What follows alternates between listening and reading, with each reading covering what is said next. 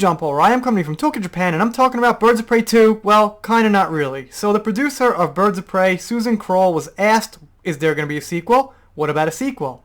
And what she said is, well, Birds of Prey has to succeed first. Well, gonna give her a big no shit on that, and unfortunately it probably won't succeed financially or otherwise, but I thought it was interesting.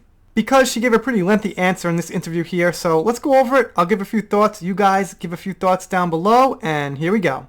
So here we see it, Birds of Prey producer Sue Kroll on sequel opportunities. This movie needs to be successful first. So this is from Valentine's Day, as a matter of fact. When asked if she sees sequel opportunities, Kroll said that she's focused on Birds of Prey's release, but anything's possible. Well, look, we have to get through the release. This needs to be successful. But it is a big, expansive world, so of course anything's possible, yeah. I think people would love to see more stories, so we'll see, but of course it will be a very natural thing. But we haven't talked about it at all. Right now we're focused on getting this movie open, one step at a time, and we know how that's going. It's going, not so good, probably gonna lose money, so I'd say that's, yes, definitely not so good. Just turned on my light for a second here because it's getting dark in here. Alright.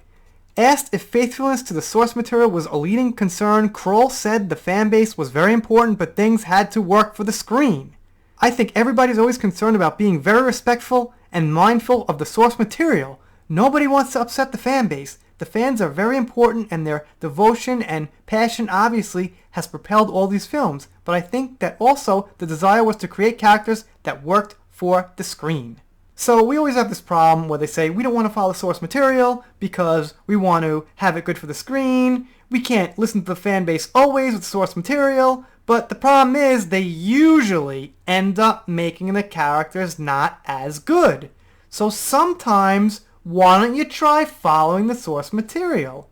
You could still make an original story, make a good plot, have twists, have interesting world building, okay? It's not like if you follow the source material for the foundation of the characters, you can't do creative things within the movie.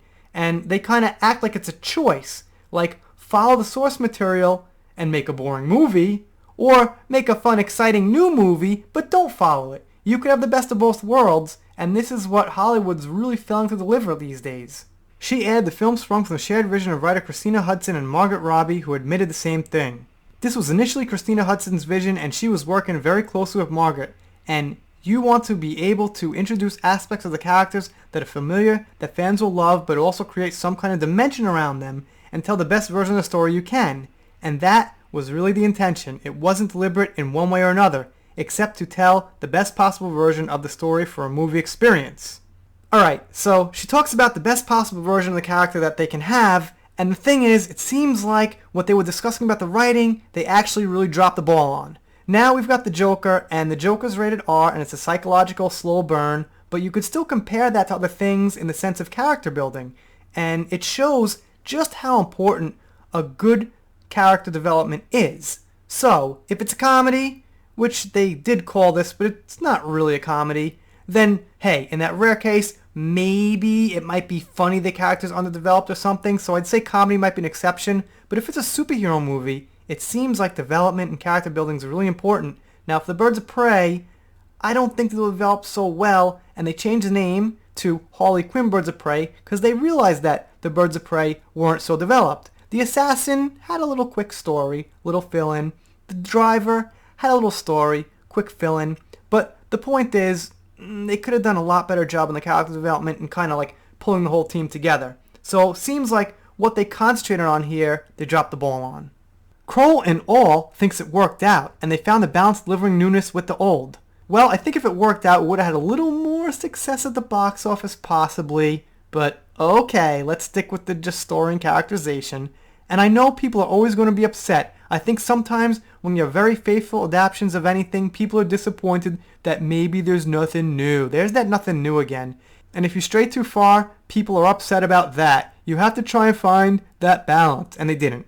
And I think for us, the win for us would be to create an exciting world that feels familiar and also unfamiliar at the same time, that's populated with the characters that people haven't seen in the film before, that we're able to deliver on some of the things that people really want, but also give them things that are completely new. Now, The problem here is that I think you have to take the right risks and change the right things. The fundamentals of established characters that have been around for decades, it's best to stay the same.